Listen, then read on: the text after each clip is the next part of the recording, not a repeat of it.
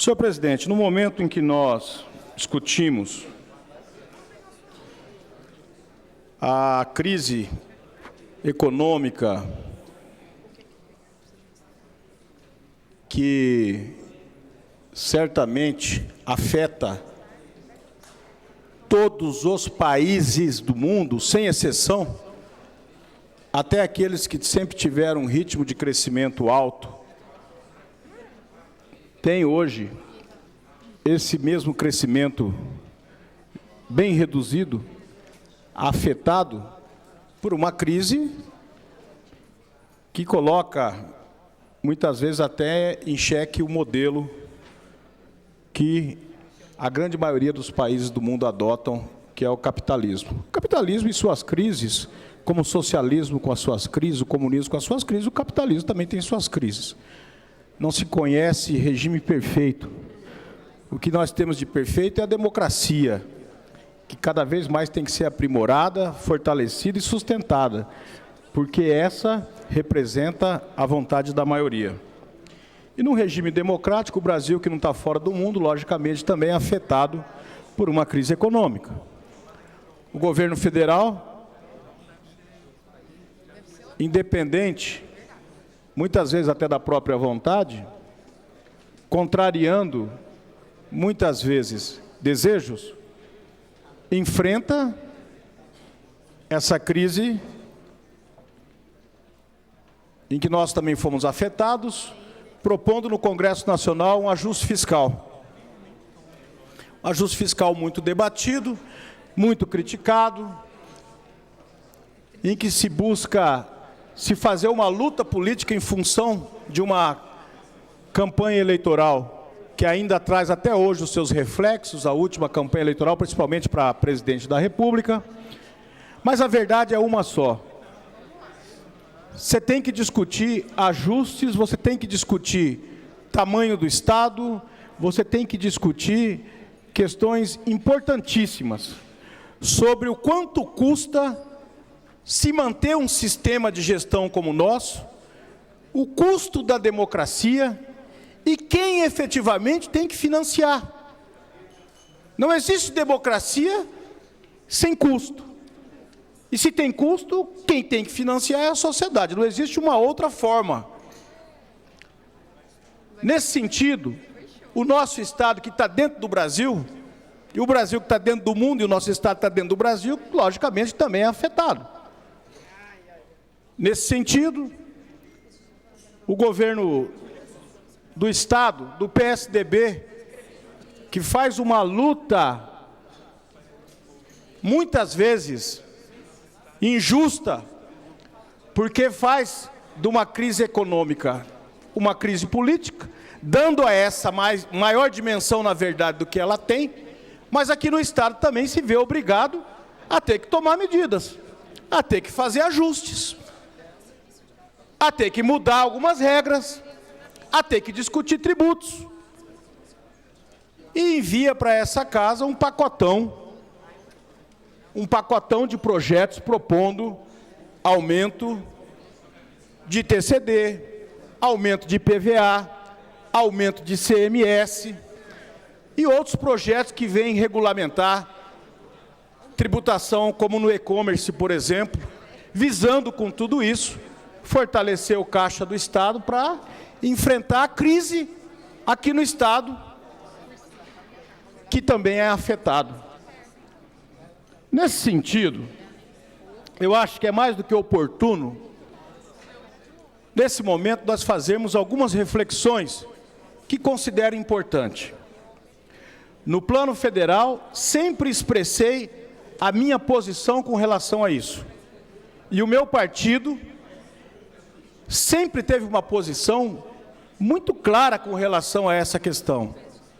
E fico triste quando o meu partido não tem força nem condições políticas para implementar aquilo que faz parte do nosso ideário, aquilo que nós discutimos e referendamos por inúmeras vezes. No plano federal, por exemplo, a necessidade de você fazer e aprofundar no Brasil uma coisa chamada justiça fiscal.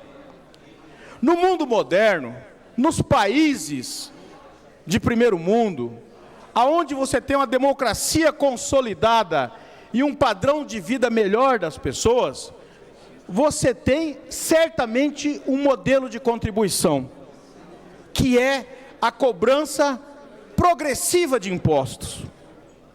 É assim que funciona no mundo moderno, é no Japão, é na Europa, nos Estados Unidos, em qualquer lugar. É na Alemanha, na Finlândia, é na Dinamarca, na Noruega, é na Suécia, é na Suíça. Nos países mais modernos, é só pegar. Como que funciona o sistema tributário? Ele tem que ser justo, do ponto de vista social. Cada um tem que financiar o sistema, a democracia, o funcionamento da máquina, de acordo com a sua capacidade contributiva. Quem tem nada, paga nada, quem tem pouco, paga pouco, quem tem muito, paga muito. É assim que é. Não inventaram uma outra fórmula. E esse momento é um momento para nós nos aprofundarmos numa discussão interessante sobre esse fantasma que paira no Brasil.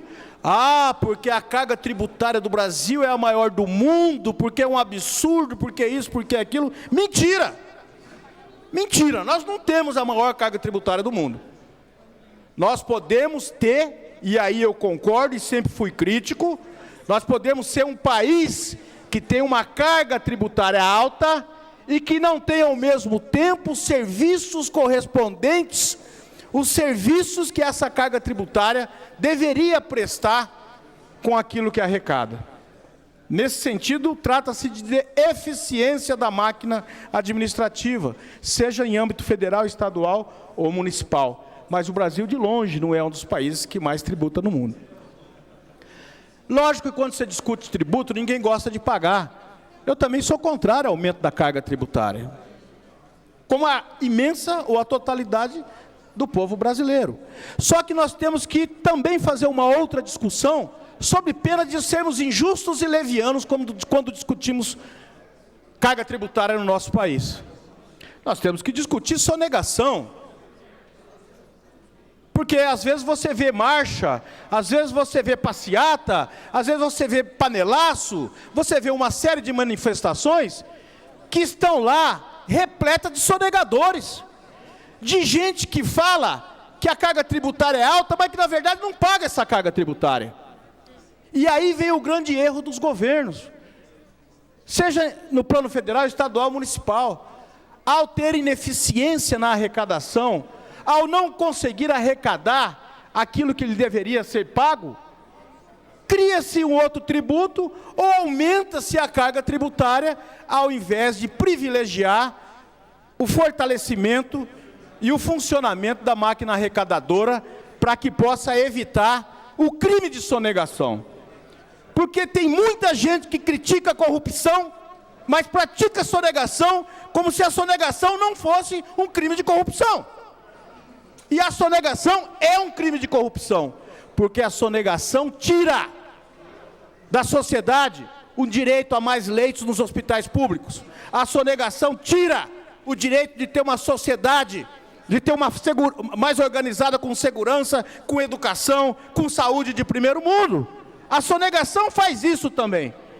Então essa hipocrisia, ela precisa ser um pouco repensada do ponto de vista comportamental, para que a gente possa fazer debates efetivamente profundos e sérios no sentido de nós mudarmos conceitos, costumes, inclusive da máquina arrecadadora, da máquina que administra o nosso Estado.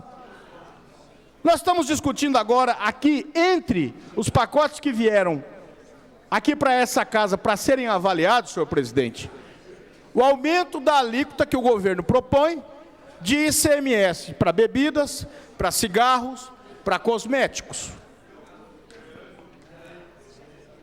Supérfluo. Pode aumentar a tributação? Uma grande parte da sociedade acha que, se não tiver saída, é por aí. Embora 100% reprove aumento de impostos. O governo propõe aumentar a faixa de contribuintes do IPVA. Aqueles que estariam isentos, que possuem carros até 15 anos, acima disso estariam isentos. O governo agora manda um projeto aumentando a base de tributação. Não é só para quem tem carro até 15 anos, é para quem tem carros até 20 anos. E com isso estima aumentar em mais de 30 milhões a arrecadação do Estado. Pega um setor, porque quem tem carro acima de 15 anos é quem, logicamente, está na faixa econômica, na base da pirâmide. São os mais humildes, são os mais pobres. Como disse o deputado Barbosinha, são os caminhoneiros, que tem caminhão com mais de 15, de 20 anos, com o estepe rasgado no arame, que tem que trabalhar e que, logicamente, vai ser afetado por essa tributação. Ao passo que um outro projeto que o governo manda para casa trata da tributação do ITCD, o Imposto sobre Transmissão de Causa-Mortes e Doações, propondo mudanças na alíquota, isentando uma faixa até 30 mil reais, ou seja, se você transacionar, se você doar, se você tiver que fazer um inventário, você pagar até 30 mil reais do valor do imóvel, você está isento. Essa faixa não existe hoje. De 30 a 300 mil reais, 2% de taxação. De 300 a 600 mil reais, 4%. De 600 a 800 mil reais, 6%. De 800 mil reais em diante, 8%. Esse projeto, eu acho que nós precisamos discutir com um pouco mais de profundidade. Porque, em primeiro lugar, eu quero ser convencido pelo governo da necessidade de se fazer esses ajustes nesse momento. O governo acabou de receber mais de 1 bilhão e quase 1,5 bilhão de reais advindos dos depósitos judiciais que nós aprovamos nessa casa. Sob o argumento de que era necessário para equilibrar as finanças, as contas públicas, os compromissos que o Estado tem. Em seguida, o governo já vem com outro pacote. Nós temos que discutir profundamente, nós temos que ser convencidos da necessidade desse pacotão que o governo envia para essa casa nesse momento. E também acho que nós temos que discutir nessa questão do ITCD, em se provando que não tem nenhuma outra alternativa, que aí pode ser uma saída sim. Porque nesse quesito, nesse projeto, da forma como o governo manda para o Estado, aí está contemplada a progressividade. Porque hoje não existe isenção para faixa nenhuma. Quando está se buscando isentar até 30 mil reais valor do imóvel, que pega quase ninguém, eu acho que tem que ampliar essa base de isenção, mas você está propondo isenção. Você está propondo para faixas, de uma forma progressiva, alíquotas diferentes. Ah, mas quem tem imóvel acima de 800 mil reais, taxar com 8%, isso é um crime, isso é um roubo. Não é. Isso, sim, é justiça fiscal. Nesse aspecto, eu concordo com o governo. Nesse sentido, se você não tiver alternativa e for necessário provar isso para essa casa, nesse sentido, nesse projeto, eu concordo com o governo. Porque aí está contemplada a progressividade. Aí está contemplada a progressividade. Você tem, nessa base aí, uma quantidade menor de contribuintes, daqueles que têm imóveis com valor acima de 800 mil reais, mas você com a alíquota de 8% arrecada mais. E aí alguns vão dizer o seguinte: não, imposto tem que ser igual para todo mundo.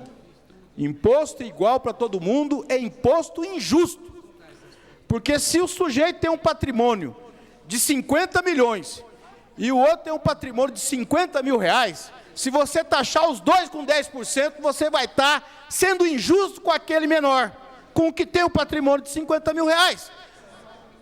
Porque para o que tem 50 milhões de reais de patrimônio, 10% não tem o mesmo peso do que aquele que tem um patrimônio de 50 mil reais. Essa é a conta que nós temos que fazer. Nesse sentido, tributar imóveis com mais de 800 mil reais com alíquota de 8%, com certeza, na totalidade dos casos, proporcionalmente tem um efeito menor do que se você taxar 2% nos imóveis que estão na faixa entre 30 e 300 mil reais, que é o que propõe o projeto do governo do Estado. Então, não, É hipocrisia você querer mudar uma nação, um estado, falar em educação de qualidade, falar em saúde de qualidade, falar em segurança de qualidade, se você não falar quem financia isso. Em segundo lugar, também é hipocrisia se você não tocar o dedo na ferida. Tem que ser a contribuição de acordo com a capacidade contributiva de cada um, para assim você fazer justiça fiscal e distribuir igualdade entre as pessoas, na sociedade de uma maneira geral, independente de em que faixa dentro da pirâmide social esteja localizado cada um. Então o governo manda os projetos para casa, uns que me surpreendem do ponto de vista positivo, como esse do ITCD, e outros, logicamente, que surpreendem do ponto de vista negativo. Estou fazendo um aprofundamento, o início, aliás, de um debate em que nós devemos nos aprofundar, porque essa questão tem certeza absoluta que ela tem que ser e vai ser muito bem debatida nessa casa, mas ficam aqui essas ponderações para a gente levar em consideração. A primeira coisa que nós temos que fazer, enquanto parlamentares, que estamos aqui representando a sociedade do nosso Estado, e somos nós que vamos aprovar ou não esse pacote que o governo do Estado manda aqui para casa, a primeira reflexão que nós temos que fazer é essa. 1.500.000.000. Está sendo usado aonde? Para quê? Nós autorizamos. O governo teve acesso a esses recursos, que era para colocar em dia as finanças do Estado. Tá bom. Aonde, de que jeito, como? Aí nós vamos avaliar a real necessidade de se ter que fazer a aprovação ou não desses pacotes, deputado João Grandão. Desse pacote de leis, de projetos que vieram para casa e que merecem ter um debate mais aprofundado nesse momento. Porque muita gente, às vezes, que reclama, não, a carga tributária é excessiva, vai aumentar imposto de novo, isso é um absurdo. Não faz o dever de casa, muitas vezes não está credenciado para falar isso. Existe na Associação Comercial de São Paulo, que inventou isso no nosso país, aquela história do impostômetro, que tem em outros lugares também, aqui em Campo Grande já vi, enfim, está lá todo dia, né, colocado lá. A todo milésimo de segundo ele é atualizado sobre o quanto que é arrecadado no nosso país, seja no plano estadual, municipal ou federal, o chamado impostômetro. Ali está IPTU, IPVA, ICMS, imposto de renda, COFINS, está tudo ali. E aí a gente vê aquele número gigantesco.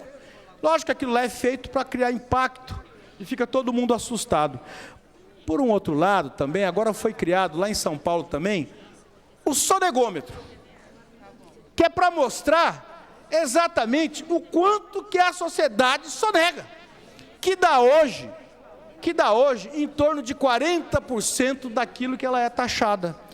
Ou seja, quase 1 em cada 2 contribuintes sonegam. Então esse é o outro lado de uma moeda, esse é o outro lado de uma discussão que nós temos que fazer, sobre pena de nós sermos parciais, sobre pena da sociedade como um todo ser manipulada e ser enganada nos seus interesses. Às vezes nós vemos alguns canais de televisão, alguns jornais escritos, principalmente a grande mídia, manipulando e induzindo a sociedade para aquilo que ela, na verdade, quer. Como grande sonegador, induzir a sociedade, por exemplo, eu canso de ver, às vezes, gente que não tem conta corrente ser contra a CPMF. Estou dizendo que eu sou a favor, eu estou dizendo do equívoco, né? Eu estou dizendo do quanto que se manipula. Provavelmente, se você pegar um projeto como esse do governo e falar que está aumentando o ITCD, dando só isso na manchete do jornal, todo mundo, quando fala em aumento, todo mundo arrepia o couro. Inclusive muita gente que está isento, que não vai ser atingido por essa medida. Então está ali, na verdade, defendendo um interesse que não é dele. Está defendendo o interesse daquele que é infinitamente mais rico do que ele, né? Que tem uma condição de vida infinitamente maior e que muitas vezes criou essa condição de vida explorando, pagando mal pagando mal seus funcionários, não reconhecendo e não recolhendo direitos trabalhistas. Conseguiu criar, conseguiu obter essa fortuna. E muitas vezes defendido pelo pobre miserável, que não tem sequer 0,000000001% do que aquele que é o barão, seja da mídia ou seja do grande empresariado tem. Falo isso mais uma vez, deixando claro o seguinte, nada contra. Nós vivemos num sistema capitalista. O que nós defendemos aqui, longe de ser uma medida de caráter socialista. O que nós estamos defendendo aqui, na verdade, é você dar ao capitalismo mais justiça. Nós vivemos um sistema capitalista, mas ele tem que ser justo. Ele não pode ser voraz, ele não pode matar como mata, ele não pode empobrecer como empobrece, ele não pode explorar como explora. E quem está fragilizado sofre mais as consequências de um sistema perdurário como esse. Então cabe a nós fazermos essas reflexões. Num momento de pacote, deputado João Grandão, num momento de pacote, de aumento de impostos, num momento de recessão, nós temos que cobrar do Estado. Eu quero saber, Secretaria de Fazenda, Governo Reinaldo Azambuja, me informe, como que é a sonegação de impostos no Mato Grosso do Sul? Como que está o comportamento do grande empresariado com relação ao cumprimento das suas obrigações tributárias?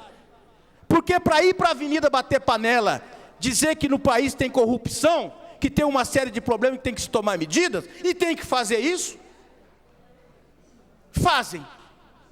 Mas quero saber também se tem credencial para fazer isso.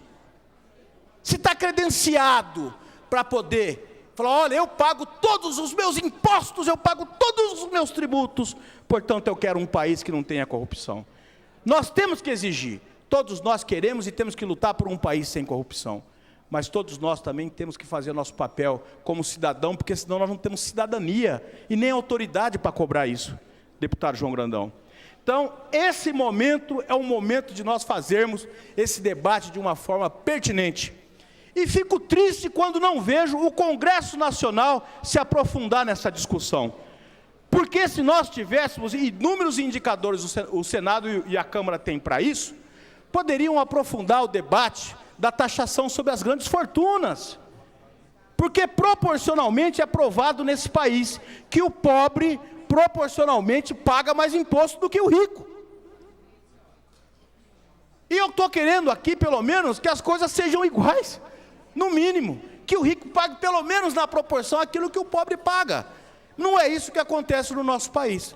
Por isso que eu acho que o Congresso também, nesse momento, teria que agir com responsabilidade e discutir essa questão da taxação das grandes fortunas. É, com certeza absoluta, uma saída decente para um país que está crescendo, para um país que está saindo de uma realidade e que tem que caminhar a passos largos para o primeiro mundo. E para fazer isso, nós temos que acabar com essa cultura aqui no Brasil, que muitos querem nos convencer que os grandes sonegadores, na verdade, são os coitadinhos, são os que financiam o nosso Brasil. Eles financiam muito menos do que assalariado, do que empregado, muitas vezes do que o mais humilde no nosso país. Isso não sou eu que estou falando. Isso é provado em tudo quanto é levantamento, tudo quanto é indicador socioeconômico que é feito no nosso país. Pois não, deputado João Grandão.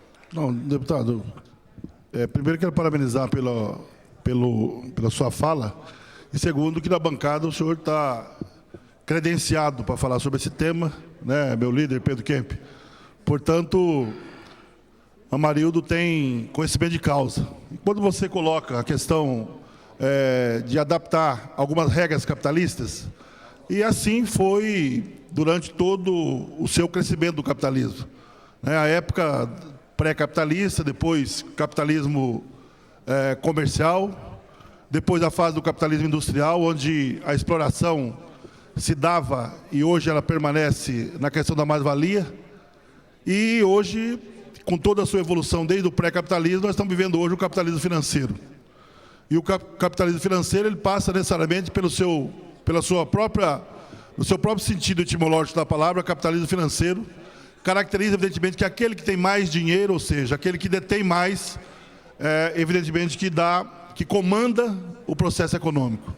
Nesse sentido, então, a gente percebe que quando um determinado banco entra em crise, imediatamente ele não é comprado por uma farmácia, não é comprado por um dono de supermercado, ele é comprado por outro banco.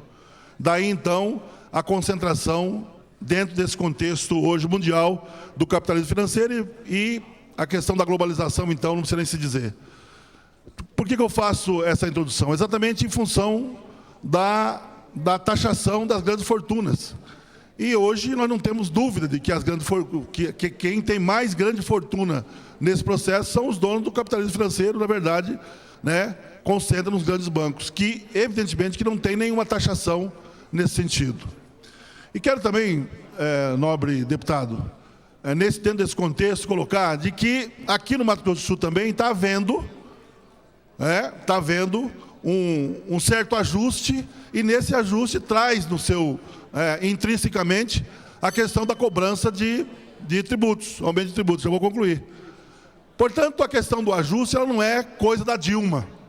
A questão do ajuste é em função da crise econômica mundial, da crise econômica brasileira, com certeza temos responsabilidade nisso, mas que hoje está colocado nessa casa um projeto do governo do PSDB, propondo e discutindo com a Assembleia Legislativa, como a Dilma faz, discutindo no Congresso Nacional, a questão de alguns ajustes que têm que ser feitos. Daí, então, nós, enquanto parlamentares, temos que dar exatamente a ressonância, mas dentro de um contexto lógico.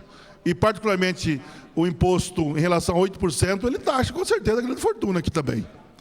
Então, nobre deputado, eu tenho a convicção de que Vossa Excelência, pelo conhecimento que tem, vai nos ajudar, inclusive nos orientando dentro desse contexto em relação ao projeto do qual nós já discutimos lá. Mas agora tem que ficar claro, está tendo sim ajustes aqui no Mato Grosso do Sul, né, deputado Eduardo Rocha? Fica claro isso.